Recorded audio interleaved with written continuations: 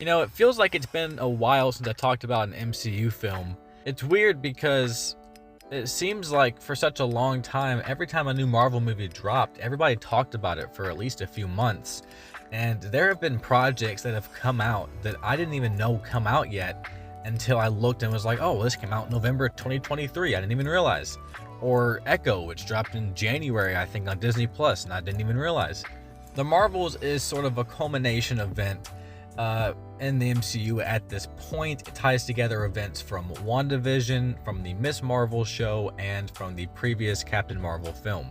And this film, Captain Marvel, Miss Marvel, and Monica Rambeau all get entangled into a plot together where they must take out Dar-Benn and the Kree Empire, who are posing a threat to the universe.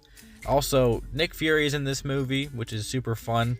Personally, I've always liked Captain Marvel. She was really fun to read in the comics, especially when she would join up with somebody like Spider-Man or another one of the Avengers. I really like when she gets to team up with people. And I thought that in this film, she bounced really well with Miss Marvel and Monica Rambeau.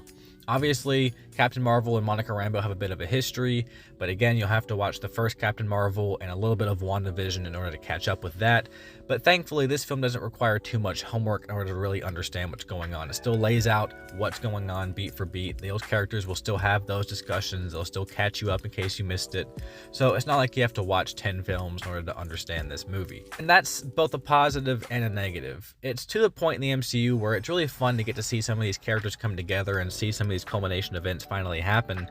But at the same time, it doesn't feel like it's as much of an event anymore, as much as it just feels like another entry in the MCU. I do think that there is a lack of like huge scale epicness to it, and I don't know what that is.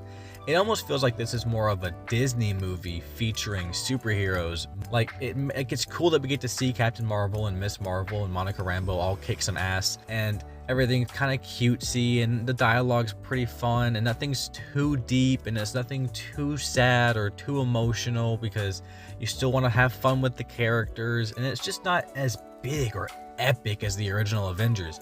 I'm hating on the film too much. I think this is a really fun film though. I think this has a lot of really fun sequences. Like I said, the action sequences, in particular the last fight against Dar-Benn, I think is filmed really well choreographed. And in this film, because the characters are all switching all the time, because when they use their powers they teleport to each other or whatever it is, I really liked that part, and it kept the film interesting. It at least was something that I hadn't seen in an MCU film before, and it felt like I was at least getting to watch something fresh. If you're not a fan of just weird humor, like the cats swallowing, vacuuming people up, maybe you won't like the humor of this film.